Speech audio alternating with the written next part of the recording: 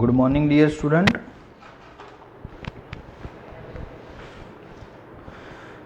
Last video में बेटा exercise 5.2 इसमें हमने दो सम देखे थे, मॉड्यूलस एंड आर्ग्यूमेंट ढूंढने के। ओके, आज 3 से लेके ऑलमोस्ट हो सकता है तो 8 तक ख़त्म ही कर दे, क्योंकि सम वही के वही कॉपी पेस्ट है, कोई टेंशन नहीं है, कोई चिंता नहीं है। ओके, और उसमें एक नया टाइटल ऐड हो गया है, ऐड हुआ है पोलर फॉर्म में कन्वर्ट कीजिए। किस में कन्वर्ट करना है? पोलर फॉर्म में। तो पोलर फॉर्म का इक्वेशन ऐसा है, कुछ नया नहीं है। Polar form z is equal to R bracket में cos theta plus i sine theta, this is the equation of polar form. तो पोलर फॉर्म के इक्वेशन में ही हमें आर एंड थीटा ही चाहिए, मॉड्यूलस एंड आर्ग्यूमेंट। तो मैंने बताया नहीं था कि इक्वेशन है उसमें जस्ट वैल्यू रखना है, जस्ट ओनली, मतलब कि 2 स्टेप की बात है, वरना सम बिल्कुल कॉपी पेस्ट है। तो चलो आज हल्का सा स्टार्ट करते हैं एग्जाम्पल नंबर 3 से। तो z इज इक्वल टू क्या है एग्जाम्पल नंबर 3 में? 1 minus I. Standard as per the rules z is equal to X plus i Y के साथ कंपेरिजन करो तो x is equal to 1, y is equal to -1। आई तो है, y के साथ आगे माइनस है तो -1। अभी टाइटल देने की ज़रूरत नहीं है, सीधा r लिख देने का कि मॉड्यूलस। अभी तो हमारा टाइटल पोलर फॉर्म हो गया है, तो हमें ऐसा सेपरेशन दिखाने की ज़रूरत नहीं है। मॉड्यूलस एंड आर्ग्यूमेंट ढूंढ लेना है, और थोड़ा स्टेप जितने भी कम हो इतने। तो r is equal to equation है हमारा x² प्लस y²।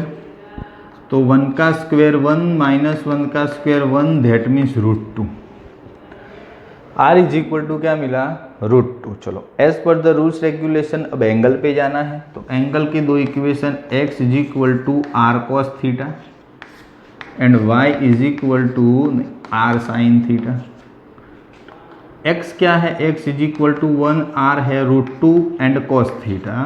तो finally cos theta is equal to क्या? 1/√2। चलो y इज इक्वल टू -1, यहाँ पे √2 एंड साइन थीटा। तो finally sine theta is equal to क्या? तो -1/√2। ओके, हम जैसे थीटा एंगल डिसाइड करते थे कि दोनों का एंगल सेम ही आता है। कॉस की वैल्यू 1/√2 कहाँ पे? 45 पे। साइन की वैल्यू भी 1/√2 कहाँ पे? 45 पे। तो theta is equal to 45, that means π/4, जो हमारा आर्ग्यूमेंट ढूंढना था उसका एक बेस। फिर हम क्वाड्रेंट डिसाइड करते थे बेटा। क्या करते थे? Quadrant according to the unit circle, कौन किस में प्लस माइनस, उसके हिसाब से, नंबर 1।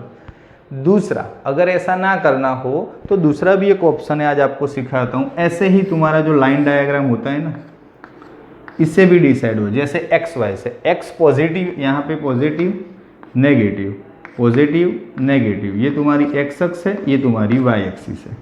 तो x पॉजिटिव, दैट मीन्स ये वाली लाइन, जस्ट लाइन डिसाइड करें। y नेगेटिव, दैट मीन्स तुम्हारी ये वाली लाइन। तो ये दोनों के बीच में कौन सा क्वाड्रेंट बाउंड हुआ? तो 4th, 1 2 3 4। तो आंसर इज 4th क्वाड्रेंट। ऐसे भी डिसाइड करो। हमारा यूनिट सर्कल से सोचो तो cos प्लस हो एंड साइन क्या हो? माइनस हो। ओके, तो cos प्लस है, ऐसे 2 ही ऑप्शन, फर्स्ट एंड फोर्थ। तो फर्स्ट में तो दोनों पॉजिटिव, तो साइन तो नेगेटिव बोला है। तो 4th ही ऐसा ऑप्शन है जिसमें साइन नेगेटिव होता है। तो क्वाड्रेंट कौन सा? 4th। तो इस तरह से भी डिवाइड कर सकते हो। 4th क्वाड्रेंट क्या आया? 4th quadrant. अब 4th क्वाड्रेंट में जाना है तो मैंने आपको बोला था कि हमारा वो सर्कल के हिसाब से, कल जो आपको सिखाया था, तो अल्फा इज इक्वल टू क्या होता है? फर्स्ट में पॉजिटिव, 4th में नेगेटिव। तो alpha is equal to just only minus theta, that means -π/4। कुछ आगे पीछे होगा नहीं। मिल गया अल्फा हमारे पास।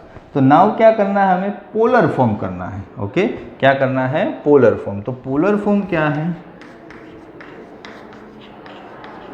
तो polar form z is equal to R bracket में cos अल्फा। मैंने स्टैंडर्ड इक्वेशन थीटा में लिखा है, पर हमने अल्फा के फॉर्म में ढूंढा है। तो cos alpha plus i sine alpha, डालो वैल्यू। तो r की जगह पे क्या है? √2 cos माइनस दिया हुआ है, ठीक है। तो -π/4 लिखेंगे प्लस आई साइन, उसमें भी माइनस π/4 लिखेंगे। चलो ब्रैकेट क्लोज। अब माइनस का हिसाब कैसे करना है, तो √2 तो है ही ब्रैकेट में। अब ये कॉस के साथ जुड़ा हुआ है तो ऑड इवन फंक्शन जानते हो, cos and sec is odd even function, तो उसमें माइनस बाहर आता नहीं है, इसमें ये यूज करना है। और साइन, कॉसेक, टेन, कॉट सब में माइनस बाहर आएगा, तो कॉस का माइनस π/4 है, हो क्या जाएगा कॉस π/4। साइन का माइनस π/4 है, वो बाहर आएगा, तो minus i sine π/4। This is the final answer. अब उसमें वैल्यू नहीं लिखने का, वरना जो है वही का वही वापस आएगा, और आंसर π/4 के लिखने की जरूरत नहीं है, पीछे यही आंसर है, वरना आप जानते हो cos π/4 1/√2, साइन π/4 भी 1/√2, पर जरूरत है नहीं। बोलो सिंपल तरीके से समझ में आया। वही बेटा पुरानी मेथड, यहाँ पे तो एक ही स्टेप है, वैल्यू रखो, ऑड इवन देखो, बात खत्म। मेथड आगे की ही है। ओके, नंबर 4 क्या है? नंबर 4 में तो -1 प्लस आई, क्या है? -1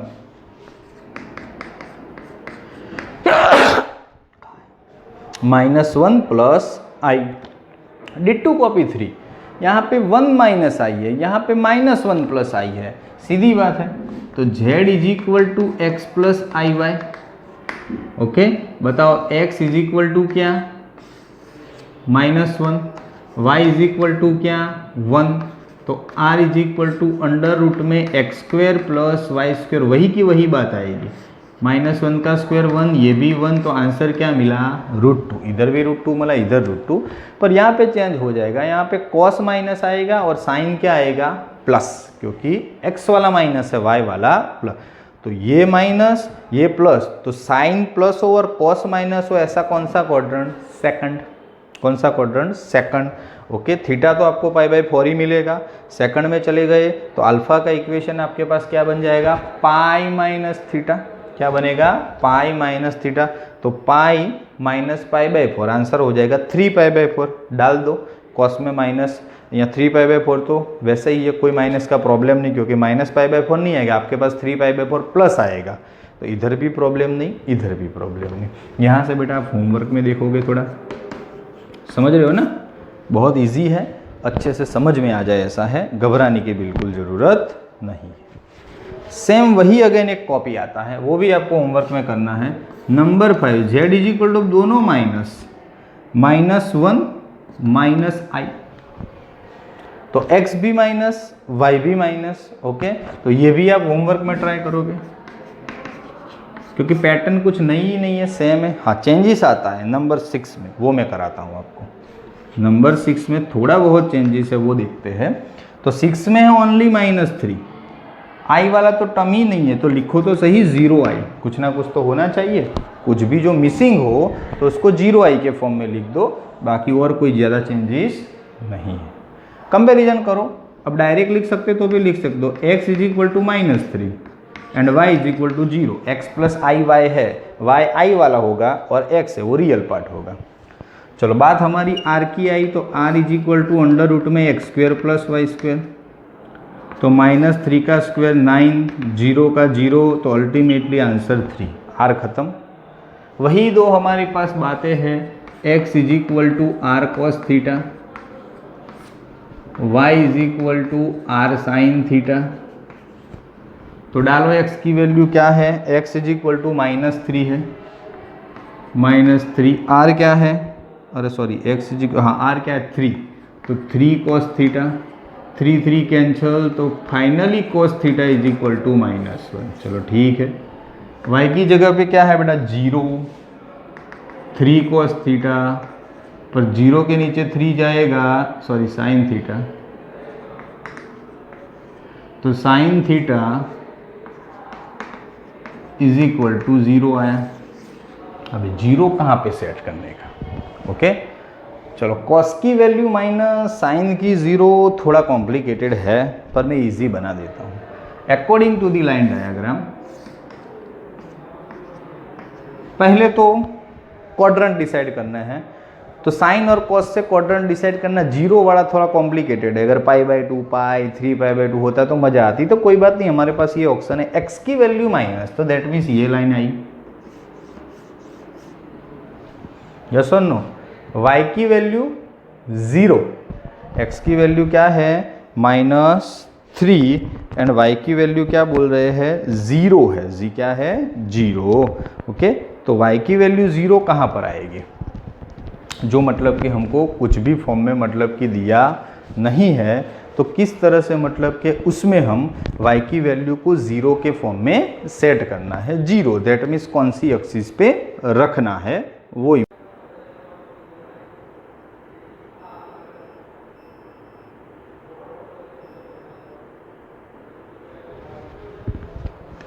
नाउ y की वैल्यू 0 है, that means y 0 that means x axis पे ही होगा।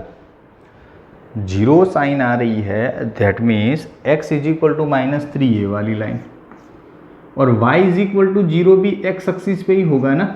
समझ में आ रहा है कि नहीं? तो जब ऐसी सिचुएशन आए ना तो सीधा एंगल मिलता है, क्वाड्रेंट डिसाइड नहीं करना पड़ता।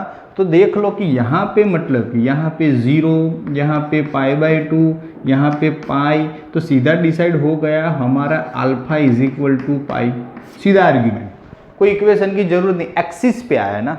और इधर भी आप चेक करो, साइन थीटा की वैल्यू क्या 0, तो कहाँ कहाँ पर 0 और पाई पे साइन की वैल्यू 0 होती है। ओके, और कॉस थीटा की वैल्यू -1, तो यहाँ के कोऑर्डिनेट है 1 0, यहाँ के कोऑर्डिनेट है -1 0। चेक करो, पहला कॉस थीटा और दूसरा साइन, तो -1 0 एग्जैक्टली पाई पे सेट होते हैं। यहाँ के कोऑर्डिनेट होते हैं 0 1, काम में आएगा ये, और नीचे के होते हैं 0 -1। एक्स एक्सिस पे y कोऑर्डिनेट 0, y एक्सिस पे x कोऑर्डिनेट 0। तो बोलो -1 0 कहाँ पे सेट बेटा? पहला है वो कॉस थीटा दिखाता है, दूसरा है वो साइन थीटा, तो -1 एंड 0, तो सीधा पाई पे फॉर्मेट में, तो alpha is equal to pi, angle मिल गया। बस alpha is equal to pi मिल गया, तो polar form z is equal to r क्या हो जाएगा? z is equal to r, bracket में cos alpha plus i sine alpha, डालो वैल्यू r की क्या है वैल्यू 3 ब्रैकेट में cos pi plus i sine pi. हमें आगे की कोई वैल्यू नहीं रखनी है, यहाँ आके मैटर खत्म। बोलो आ गया समझ में? इसीलिए यहाँ पे डायरेक्ट था, इसीलिए मैंने करवाया। नंबर 6 में थोड़ा वेरिएशन है। ओके, नंबर 7 पे चलते हैं बेटा। z इज इक्वल टू, वो सिंपल है, x और y दोनों आए तो वही पुरानी मेथड आपकी हुई ना, तो वो आपको करना है √3 + i। ओके, ये होमवर्क में, क्योंकि इसमें x y दोनों मिलेंगे, x √3 और y इज इक्वल टू 1, तो कोई कंफ्यूजन रहेगा। नंबर 8 फिर मैं कराता हूँ। नंबर 8 में z is equal to only i है। क्या है? Only i। तो i में क्या करने का ओनली, तो that means z is equal to 0 + i। Real part नहीं है तो रियल पार्ट 0 लिखो, उसमें इमेजिनरी पार्ट नहीं था तो इमेजिनरी पार्ट 0 लिखा। चलो कंपेरिजन करो, x is equal to 0, y is equal to 1। Okay, चलो x 0 y is equal to 1, तो r क्या आएगा?